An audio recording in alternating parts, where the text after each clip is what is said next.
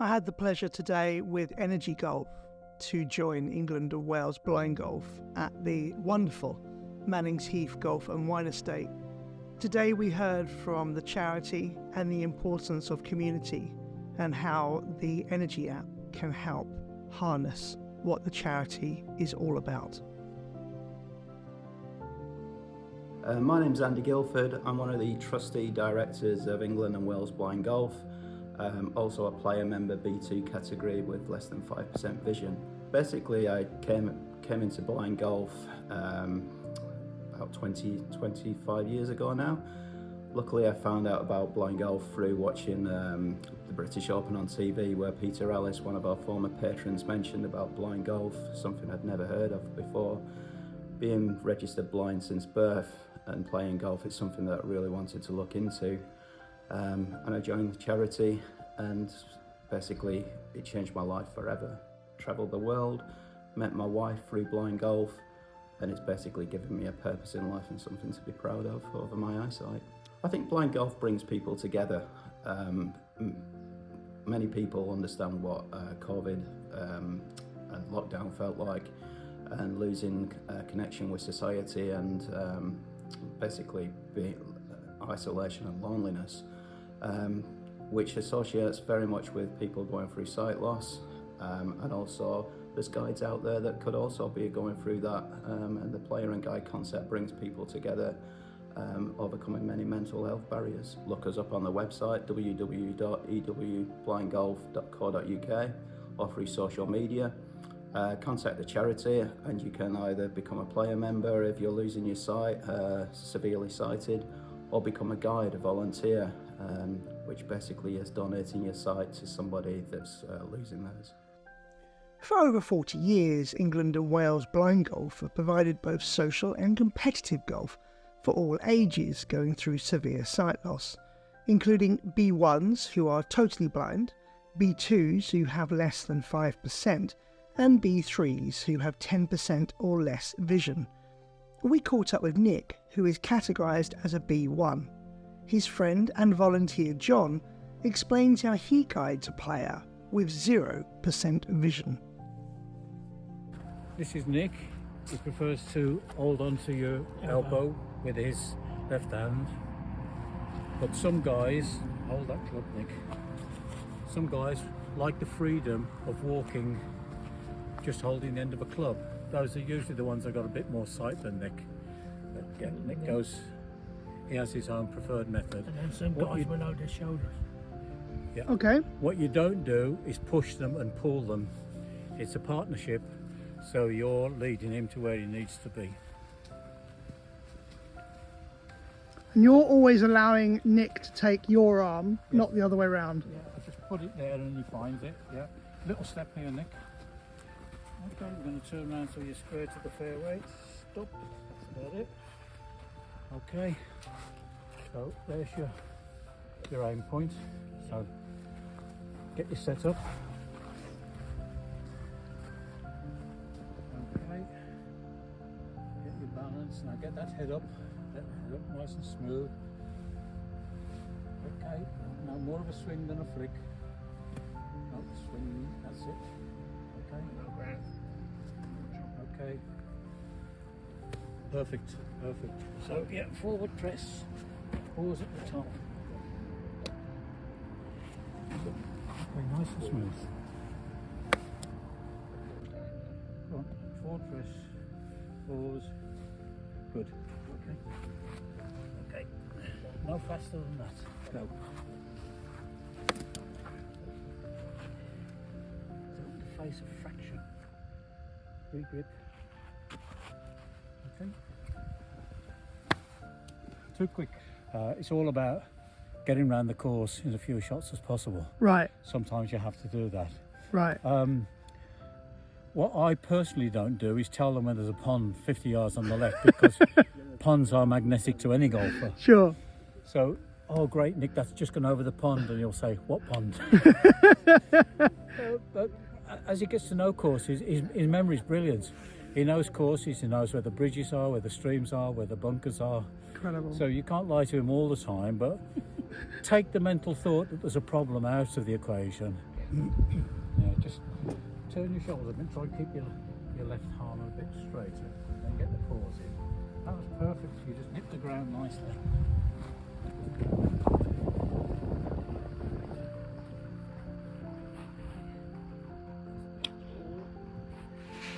Don is a very good guy. He's very understandable. He don't, some guys pull or push you around on the course and instead of saying, do it this way or, take my elbow. But John has always said, hey, would you like me to guide you? How do we do it? So it's very good. You couldn't get no help from anybody because no one wanted to help anybody.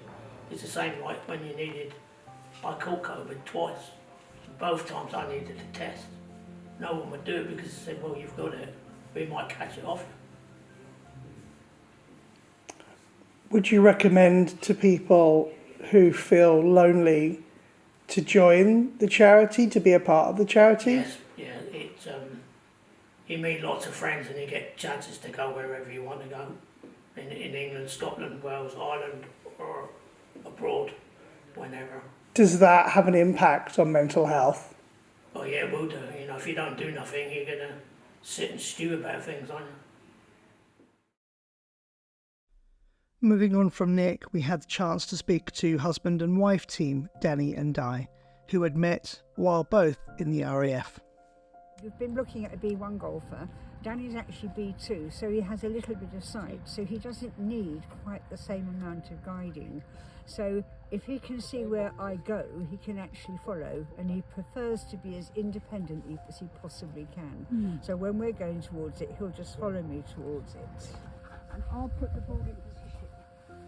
Now Danny, can you describe what you see when you're looking down at the ball? Yes, when I look down at this ball, it's quite small as you can see, then what I see is probably a very little bit of cotton wool. Right. Okay, if you can imagine one of those cotton wool balls that the nice ladies use and powder their faces and things, that's about what I see down there. It's very fluffy, but there is something there that I see. Okay. So Di's going to place it. And do you see that when you look straight at it, or do you need to look at an angle, or? No, at this stage, I'm looking really out of the corner of my eye. The corner of your eye. Okay, and I get into the position, and I can. And then being there, I just move forward to make sure that the club face is right and it's in the middle of the club face. Right, and Danny just moves himself, as you saw there, till he's comfortable. And then walk back. Okay, go. Oh, lovely. So when you're on the golf course, how does that differ? How does that change? Do you work through yardages and stuff? Yes, on the golf course, Danny has a rangefinder that he fits on his hat. Right. It talks to him. Oh, wow. Okay. That, and I do have the other one in the bag. I've got one that I can look through as well. Oh, for wow. him, and I can aim at some point and tell him how far it is. But he can actually look and see how far it is to the green. That's amazing. Using his rangefinder. You just press a button. What's that device called? That's amazing. A buddy. That's It's a just called Golf a buddy. Buddy voice. Amazing. Okay. Yes, and and anyone can get that. They can just go and Anybody can purchase. get it. Yes, they're long as available you've got through money. the internet. And how far can you see without your guide? Is it simply a case of being able to see the cotton wool ball as you just described? See clearly. Yeah. Now, fairly clearly I can see you, so we're just about, 3-4 foot away. Yeah, no more. That's fairly clearly. I don't get your features completely, but I see the outline of a person there. Okay. Okay? If you want to see features, you've got to be that sort of distance away, whereas I can, for instance, see there are a couple of trees just on behind you there. Now I can see that there are trees there, but if I, that I know they're trees the way they stick out, sort Sure. of thing, perhaps. So I can see those. I can see in the distance that there's something a bit further over. It's a little bit darker than the grass, and it's probably, let's say, a couple of 100 yards away. And next we meet Jason and his guide, Jed. Jason is a 19 handicap golfer. I'm Gerald Thurgood, I'm Jason Bastable's guide and coach.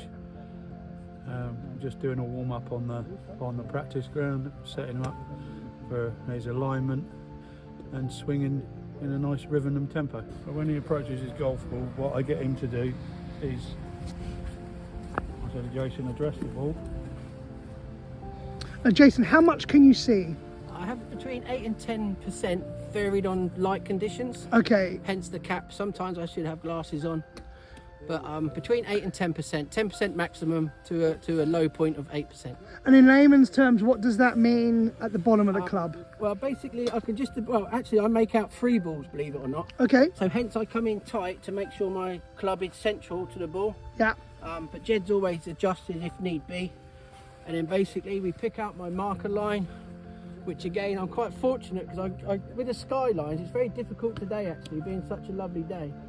But normally there's bushy trees, or I could get the colour differentiation between the skyline and an object up in the sky. So Jed would pick out a line, i.e. if it's a fairway or a place where he wants me to go, gives me the number, we go for our little pre-shot routine, and then hopefully the magic begins, you know.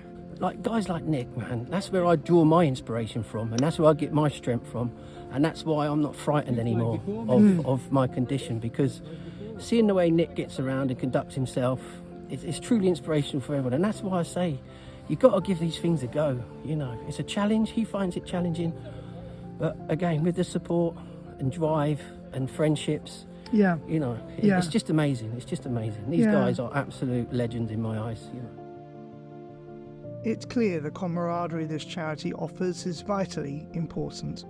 At the end of the day, we caught up with Nick's guide, John, who tells us why he is involved. To me, it gives me a chance to give something back to this great game now that I can no longer play. I get immense satisfaction from being able to help these guys and join in their tournaments, events, practice days. It's just an ongoing charity that keeps giving. It offers companionship, opportunity to make new friends, travel, experience new golf courses. They get a great deal out of it by being able to feel underfoot for the B1 totally blind guys, and those with limited vision, they can experience new environments. No, you hesitated there on the Got that one. Got that. 99% of the time, I try to. 75% of the time, I'm good at it.